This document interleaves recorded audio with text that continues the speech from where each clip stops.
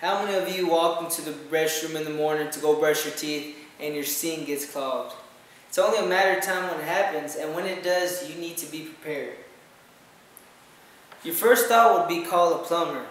Next time you think of calling the local plumber's number, who typically charges $100 an hour, I will show you how to unclog it yourself. As a licensed plumber, we get these calls on a daily basis. It normally takes us around 10 to 20 minutes to unclog an easy sink, but y'all get charged the whole hour. Unclogging your sink is an easy and cost-effective way that will benefit you by not having to call that expensive plumber. In order to unclog your sink, you will need to know a little understanding of what can clog, the signs that clog, what can clog, and the procedures you need to take to fix that certain clog. First, I will talk about the signs that your sink is clogged. Well, the gurgling noises are made because your sink is blocked up and your drain is trying to get air in order to get the proper drainage. The second thing would be when your sink drains slowly. Because if your drain is partially blocked, it will still let water pass through, but not as quick.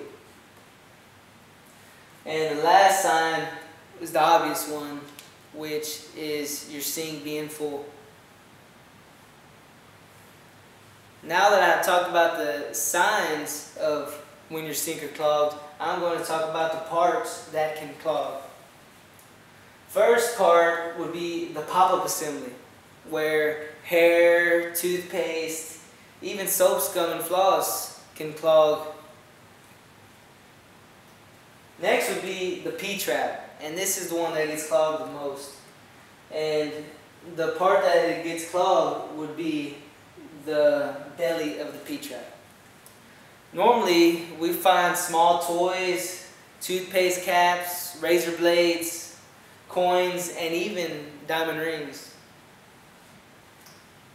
If it goes past the P-trap, then you'll be under the slab where the drain of the building is.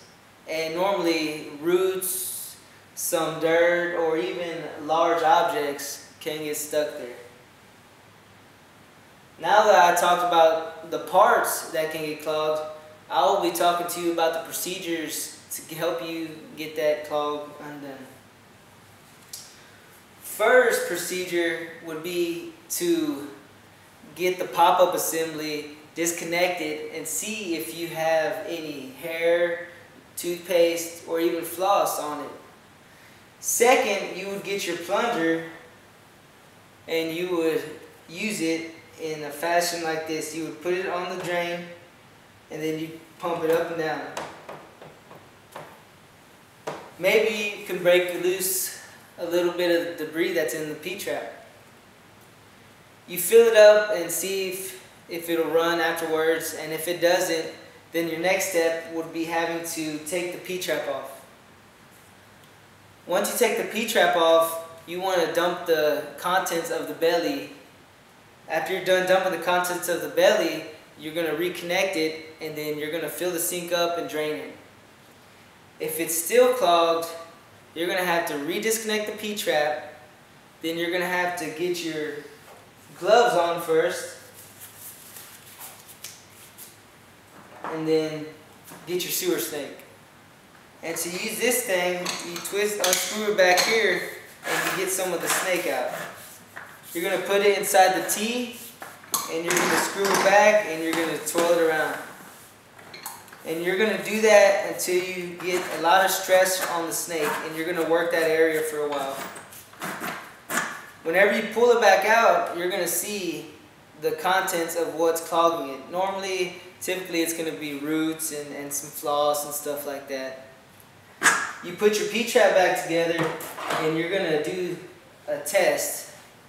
And after you do the test, you're going to see that your sink is unclogged. Now that you know the signs of your sink being clogged, you know the parts that can clog, and you know the procedures to get it unclogged, you are set to be able to do your own unclogging, and hopefully the next time someone needs to have their sink unclogged, they'll be giving you a call.